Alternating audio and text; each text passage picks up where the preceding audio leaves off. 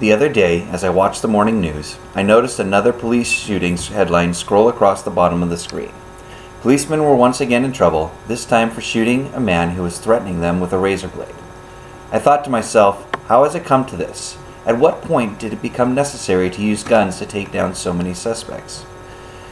If the entire country is up in arms about police-involved shootings, then why are people not trying harder to comply with police officers in those situations? Hi there, my name is Robert Bacon, and today I intend to convince you that more often than not, it is the suspect responsible for police-related shootings, and the officers need to be allowed to do what they are trained to do, keep their cities and their neighborhoods safe. While there are those across the nation who are very vocal in urging police to change the way they handle situations, there is very little call for suspects to change their behavior. This year already, there have been 117 police officers killed in the line of duty. Of those deaths, 33% were incidents where the officer was shot and killed by a suspect. An independent study indicates that about 20% of suspects who have been killed police in 2015 were unarmed.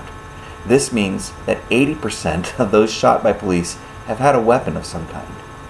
Even unarmed suspects can pose a threat.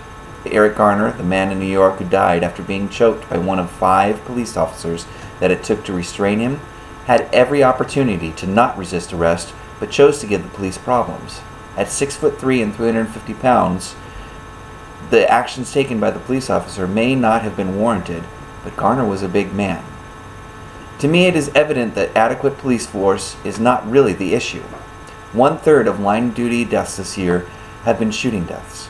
Of the people who have been shot by police officers, 8 of 10 have had a weapon of some kind.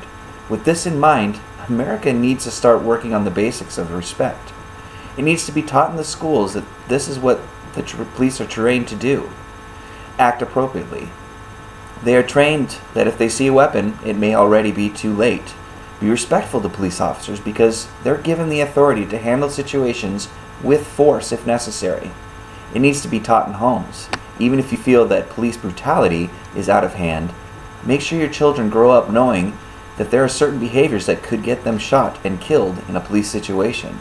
It needs to be highlighted in the media that deadly force, while not condoned by society, is the right of the police who are given that authority. These police officers have wives, children, siblings, parents, all of them who want them to come home safe at the end of the day. I'm always moved by those posts in social media where someone is pulled over by police and everything goes the way it should. One I read had an African American with a gun and a permit to carry it was pulled over for a traffic infraction. The police officer was white. The officer asked for the license and registration, and the man he pulled over informed him that he had a concealed weapons permit and a gun in the glove box. The police officer ended up letting him go with just a warning for the traffic infraction on the basis that he had been so cool about getting pulled over and had been honest with him about the gun. It's a sad fact that not every police situation goes so well.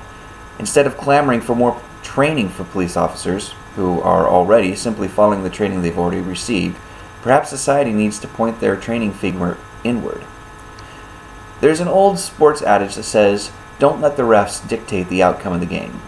This means that if you're doing everything that you should be doing at the end of the game, win or lose, you will not have anyone to look to for the outcome of your situation.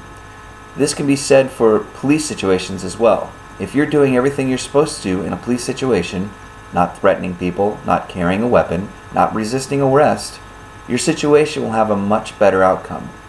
As we near the end of 2015, there have been over 1,000 police-related shootings in America. It is high time that we stop the violence, but it doesn't start with the police officers. It starts with not creating these situations to begin with. If we truly want to see change in society, it should not start with the police, but with the people they are trying to serve. Thank you.